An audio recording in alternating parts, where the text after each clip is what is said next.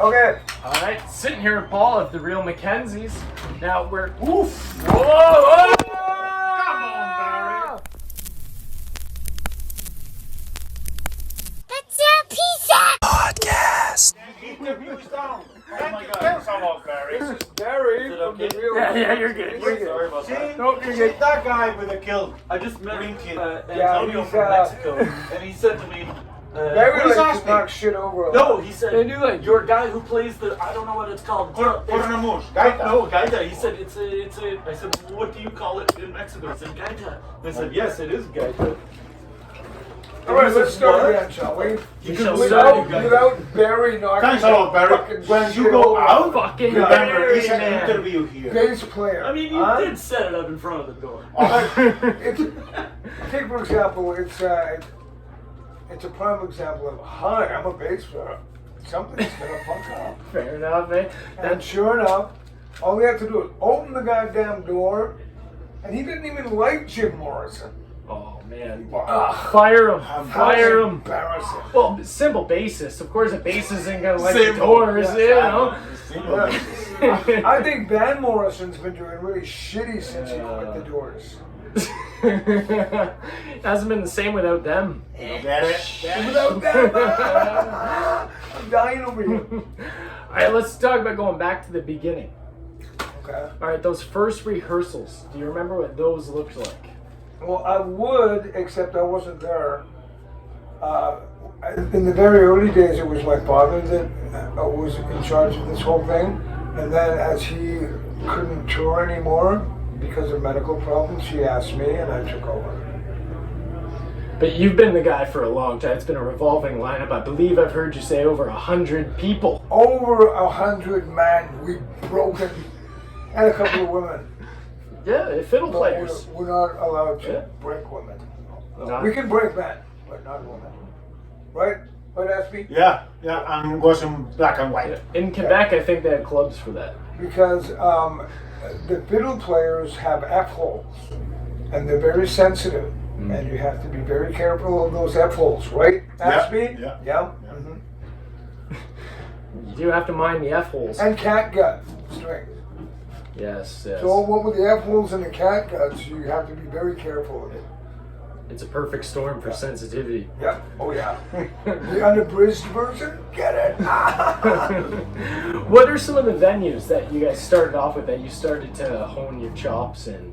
As The early venues, okay, Bottom of the Hill in San Francisco, You go back here. Al's Bar in Los Angeles, I'll just be inside. the Satiricon in Portland,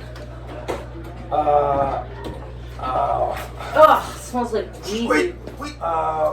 it was, let's see, Seattle would have been the Color Who Box, shot again?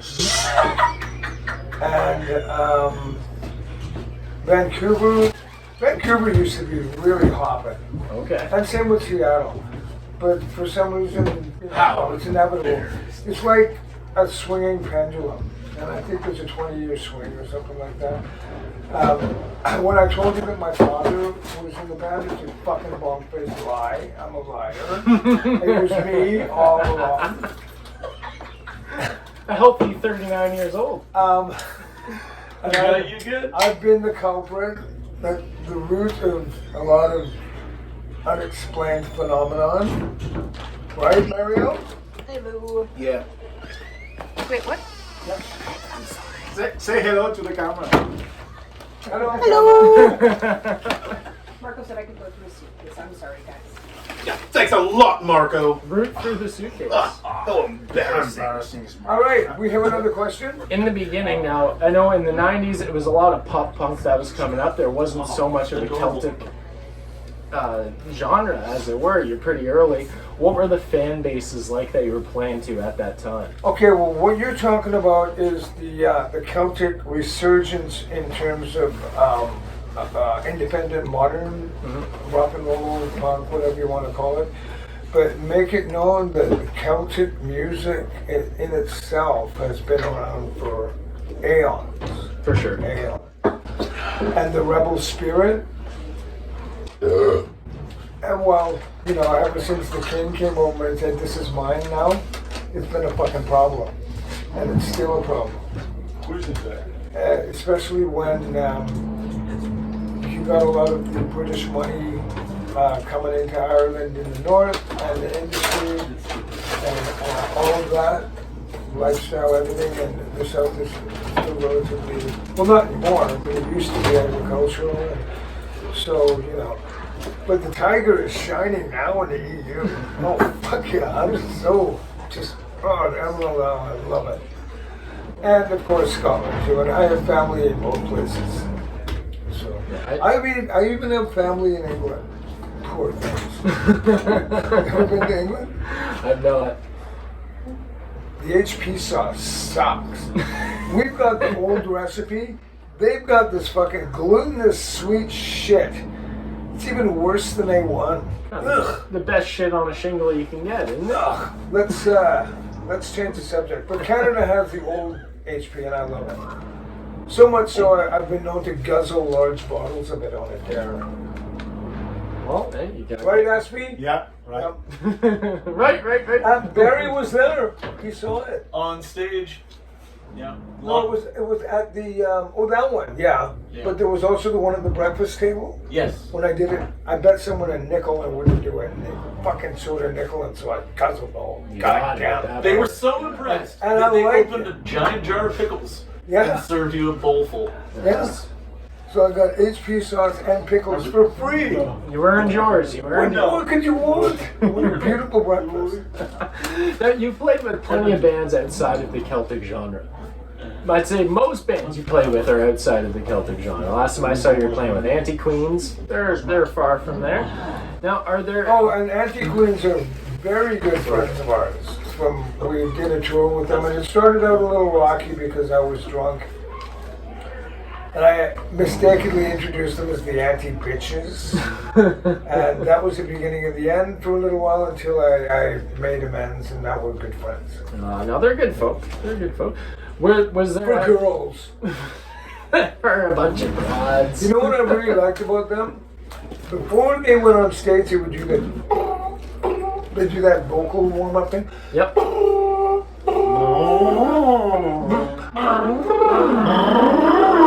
don't know. Fuck, you really are anti-bitches, aren't you? Oh, Louis Prima. pardon me. Well, I mean, it's really the Queen. You know how I warm You up? hate. I yell at these guys. Oh, yeah. That's... You fucking bastards! How dare you! You're not even despicable enough to be embarrassed for your own behavior. That's how I warm up. That goes back to the blues days. You beat up your band, they get better. That's how it goes. Yeah, the black and blues.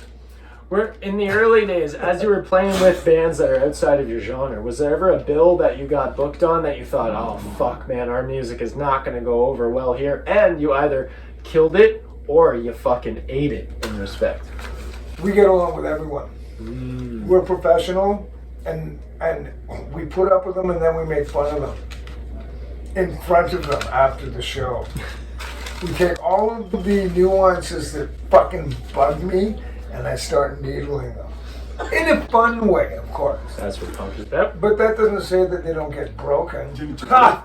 The real McKenzies have broken over 100 men. 100 men. They say a And some women. revolving door, fuck that, it's a brick wall covered in brains. I think I was number 99, right? Oh. Kind of like the Wayne Gretzky of the McKenzies. You need that tattoo, number 99.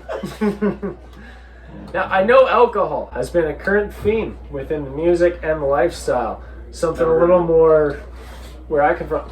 Were psychedelics ever involved in the diet? Of course. All right. I thought all thinking people did psychedelic drugs. I mean, I'm not saying get fucking turned on like Timothy Leary and fly on the astral plane every fucking day, but it's nice to microdose and handle your high, and every now and again just let loose on 5-hit fucking, but you have to be in a controlled environment. A cat, a book, fruit, herring, and crackers. And just lock your door and sardines. freak away, baby. Let you freak for like Have God. an O. Have you ever had an OOBE? An LOBE? Oh yes, as a matter of fact, I have had an LOBE. Well, what does LOBE stand for? Out of body experience. It's a funny thing that you mentioned that. Next question. On your way to asserting yourself as a key figure in Canadian punk rock history, you've had the opportunity to play with many Canadian punk rock legends. When I say that, who are some of the people that come to mind off the top of your head? In this band or other bands? We played with Stomp and Tom. Oh, that's major, yeah. We played with Personality Crisis. We played with the Stretch Marks. We played with DOA. We played with SNFU? Huh? SNFU. SNFU, yeah. Cheap, We played with them. We played with a whole lot of Canadian bands that aren't punk bands that we made fun of after the show, of course. Stomp Dome. You're not even punk. Punk. You got on a bill with a punk band and you're not even punk. That's what we do, right? Yeah. When I read... No, we don't do that. Never? But sometimes we have got German Soligan sharp skinning knives if they're not good enough. If they fuck up on stage, they get cut. Fair enough. Yeah, it's incentive. You know? And then Keeps the rest in line. Then we take old guitar strings and buzz them in the wound, so we make sure they get infected, like syphilis, except different. Like Einstein bending And about. then we threaten them, saying, "See this Navy Colt 45? If you don't play well, I'm gonna fucking kill you and follow you to your funeral in front of your family and shoot holes in your corpse and piss in them so it makes it sound like this." Just piss? Oh, Real yeah. McKenzies have gone death metal. Look No, at Cannibal Corpse. We never do anything like that. I'm sure it's all that case knife specific. and gun thing, I'm just Generalizing. extrapolating, waxing rhapsodic, if you will. We don't do that. We're very friendly, very healthy. We help wherever we can, but we're also a little bit playful. For sure. Kind of like a leprechaun. You're on tour, you gotta be. Yeah. You're gonna go nuts if you Yeah, don't. if you can't have fun, fuck it. Right, Ashley? Right. Right. Wikipedia, which may be wrong, you tell me if it is, had a list of bands that you said you've shared the stage with. I was wondering if you have any standout memories of this, or if you could tell me the when and where for each Well, of these number bands. one, Wikipedia is not Wick or Pedia. Well, yeah, I'd like to pee on Wikia. Pee on But Dia. Wikipedia is full of shit, is what I'm trying to say. It's not just because it's written doesn't necessarily mean it's so. And whoever the fuck, whatever little fucking pocket fucking Caesar is sitting there in his mom's basement writing that shit, they're gonna get their fucking fingers cut off, broiled, and shoved up their keister. What do you think of that? Real McKenzies has gone death metal. Nah, we wouldn't do that. We'd use real sausages. Alright, first on this list here, you tell me if it's true or not, the Misfits. Oh, the Misfits in London at the Underground. Yeah, how did that come to be? Well, it was kind of funny. Oh, sorry, guys. Um, Oh, fuck, sorry. Okay, it was in Camden, London, and there's no parking. It's a tourist place. And so the Misfits, it was our show, and we were smart enough to say, well, we're not going to play after the Misfits. So we had them play last, and they were under the impression that it was their show. So they took their sweet fucking time loading their gear. It's like a 3-4 piece And I've band. got a fucking van going around and round and round the block with the trailer, around and round and round and round, waiting 3 fucking hours for these chicken-eating fucking cocksucking American fucking monster boys to unload their gear. Yeah? And that fucking glue bag on the drums wouldn't even strike his kit. So I've got about 2 inches of fucking stage. And then they started throwing midgets at me. the crowd started throwing midgets. Now, you know the difference between a dwarf and a midget? Some do it arms and wonky heads. Okay, I a don't wanna get too dwarf is technical. a small person is proportionate. A Okay. midget is a fucking full-grown torso with dangling little arms and legs, and they're fucking heavy. All right, I was right. So have you ever had a midget thrown at you? I've not. No. Ugh, you haven't lived. No. But anyway, we did the show, and then a few weeks later we were in Belgium playing on the same bill as them again, and the big bass player, no, you know how big he is, and he's got the makeup and the fucking hairdo, Oh yeah. and he's really scary looking, and he's got this tiny little woman with him, and he comes up, and he says, "Hey, I'm really sorry about the show in London. We thought it was our show." And I said, "It doesn't matter." I said, "I'd feel really good about it. I'd feel different about it if you'd come and have a drink with me." And he looks down at the little woman and she goes, and then he turns to me and he says, "Sorry, God bless. God bless." He says, "God bless me, the fucking bass player of the Misfits. God bless." I just said, well, I did. I shat, fell out my asshole, bounced betwixt my legs, came back up, and I said, "What a fucking hypocrite. Fucking Christian misfit? Fuck off." That's what I said. I said, "Fuck off." Yeah, fucking And even, fuck you, all you Christian misfits. even Alice Cooper plays golf. I mean, no, Juicy. that's different. He used to masturbate in his pillows, so that's like, doesn't everybody do that? I did. When I was a teenager. Anyway, So that was meeting the Misfits. well, let's say, I felt sorry for Marky Ramon. He fucking blew it. His fucking brain is just gone. He's dragging it around like a toy, like the Hulk, right? But anyway, it's always good to meet new people and work with people, and we did our best. But it just made me just laugh so much because I said, "I fucking knew it. The guy's a fucking pussy." Fair enough. Also, a little closer to your wheelhouse, the Specials. Oh, the specials are great. You got to play with them? Yeah, and then we got to party with them, and they're fucking great. They are a stupendous group of individuals. And it broke my heart when I heard that my favorite guy, the lead singer, had passed on. But he was a really special individual in a really good way. And the whole band was. They exuded positivity, and I think that's what part of their success was. Wasn't a downer like at all. Yeah, I can see that. Two more to ask you about. Metallica. How do you end up sharing a stage with Metallica? Or is fucking Wikipedia right off on that one? Well, we were on the same bill as them, and I've got the goods on Mars. Okay. I've known him for a long time, so I started echoing him, He's a little guy. and he's going. That was nice to see him. You gotta tilt your hat to guys that can actually make a living, and a very good living. But to compromise yourself and your soul for greed and money and position is not on the agenda of the McKenzies, is it?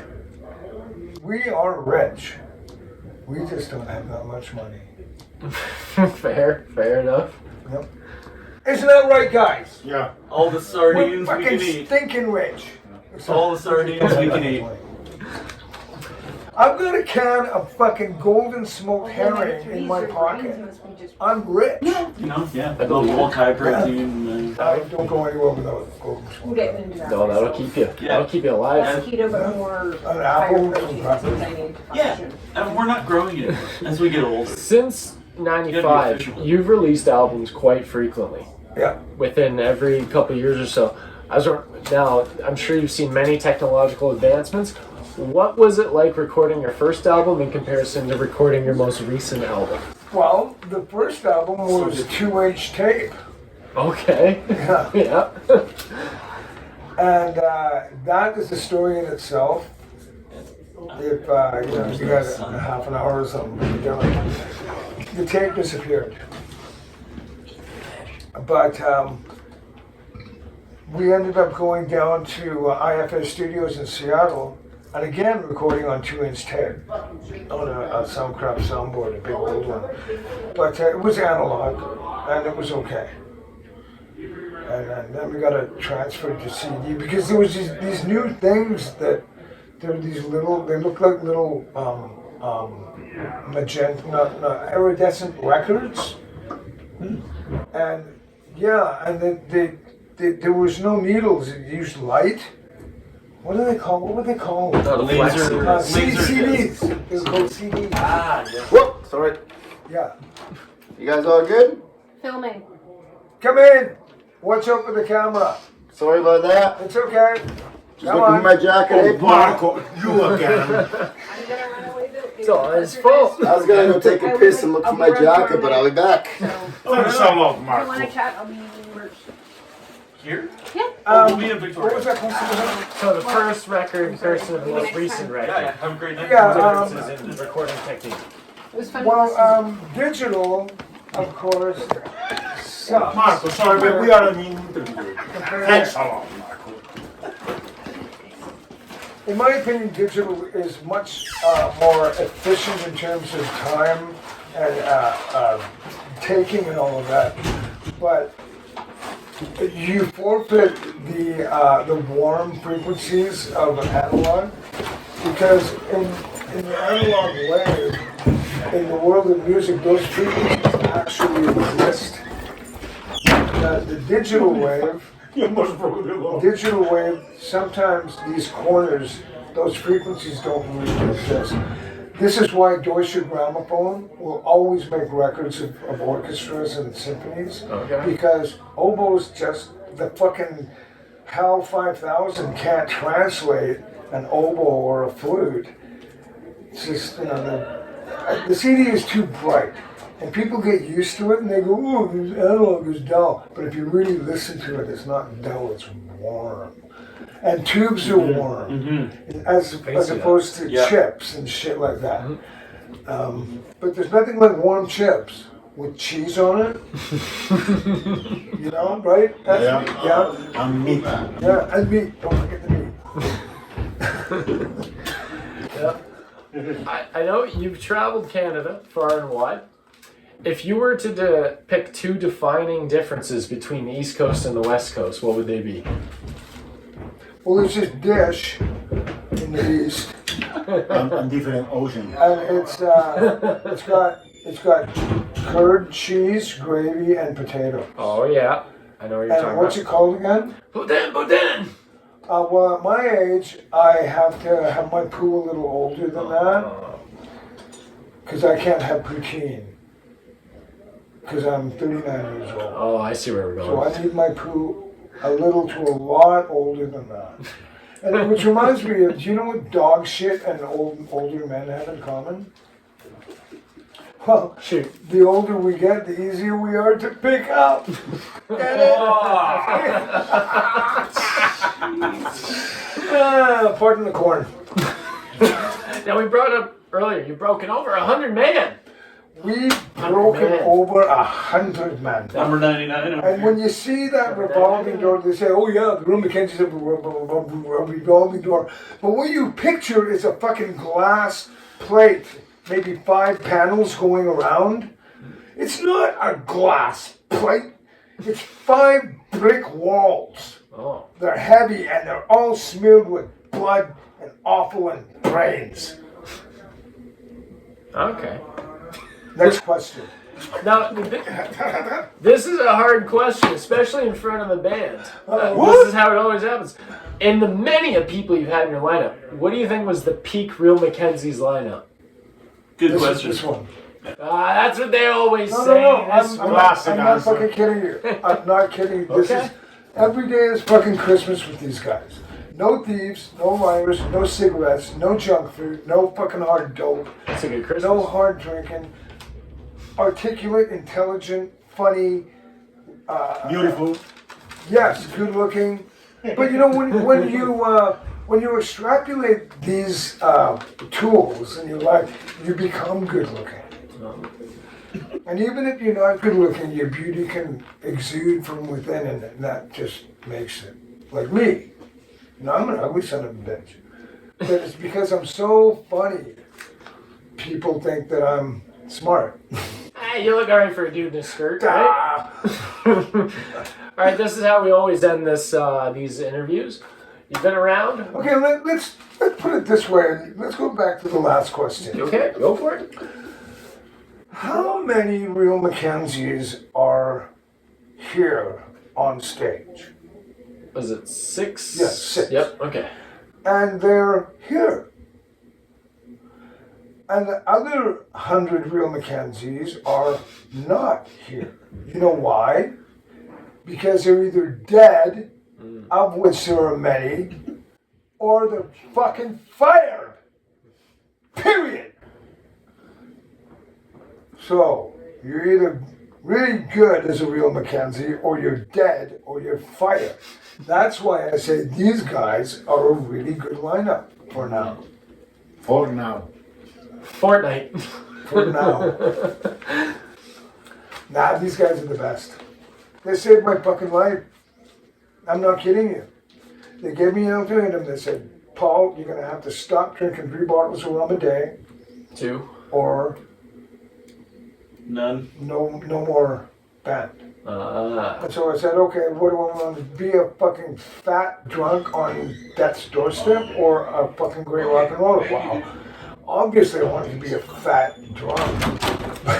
No. Sorry, guys. I chose light. I chose the band.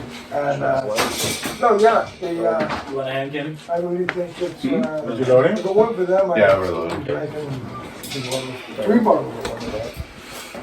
And now I'm down to fucking 10 espresso a day. Hey, And a gummy.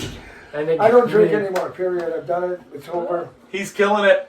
I did He's see killing an it. interview. You were talking about getting sober a few years ago. Yeah, I didn't know. Yeah, well, Good on that you. was the nucleus, and it came to be. Well, good on you. Congrats. The thing is that, you know, a lot of people say, oh, you're having a hard time. I said, no. I made a fucking choice, and that's my choice. And, are you uncomfortable with me drinking? No, fucking drink more. I need someone to represent me on the alcohol part, because I'm not that. I'm not that. All right, this is the last question here. No! Maybe you can chime in on this. Okay. This is about touring experience. I like to end it this way. What was the worst venue bathroom experience you've ever had to endure while touring? The worst or the best? Because the worst can be depicted as the best, depending on which way you Well, look. it's all a matter of opinion. Okay. The real McKenzies are playing in Dublin, Ireland. And we played a good show, and our fans left, and the pub turned into a gay disco. I'm at the bar. I've got all these fucking drink tickets, and I'm going to drink all the Guinness. And I gave the bartender 20. I said, here's your tip. These are the tickets, and every time you see an empty glass, just get me another. And so I'm just going like, bang, bang, I love Guinness. I drink Guinness Zero, and I love it. Just pound it. You get it, an exquisite buzz when you pound it with this and a couple of Jamesons with that, just fucking wow. And all of a sudden I feel the tap of my shoulder. Oh, you're one of those, them McKenzie guys. I said, yeah. He said, I think you better come with me. One of your pals, one of your mates needs a hand. So the bathroom is sloped with a big drain, so they can just hose it down at the end of the night, right? But paper gets on the grade, and it backs up. So at this time of the night, it's a fucking swamp. You gotta walk around the edges of it, or else you touch whatever that is. The shore. In the, yeah. You have to walk around Yeah, the shore. Shore beach. But now, let me tell you, these guys are also, I'm partying with these guys, gay gentlemen, and they're all fucking whacked out on ecstasy. Hey, you guys want to do some ecstasy? Sure. But I'm at the bar doing my thing, right? So anyway, I go in, and here's Dirty Kurt. Famous Dirty Kurt. Infamous. And he's in the middle of the fucking swamp on his chest. I mean, the swamp is about this deep in the middle, right? It's a big room. And he's doing the Australian crawl. Whacked out of his fucking mind on ecstasy. And I says, Kurt, come here. And he looks over. He said, oh, you can breathe underwater too? And I look at the Irishman and go, I think you better get me a rope. We got him out. Anyway, that was a very interesting story. We've got lots of stories that would completely incriminate us if we were to tell you. And so we'll just leave it at that. Fair enough. Lots of shower, sink, toilet, Whatever will do. Right coat hangers, haggis. Haggis. Oh yeah. Well, thank you very much, Paul McKenzie. You're very welcome. Cheers. All the best, and don't believe the lies. It's all lies.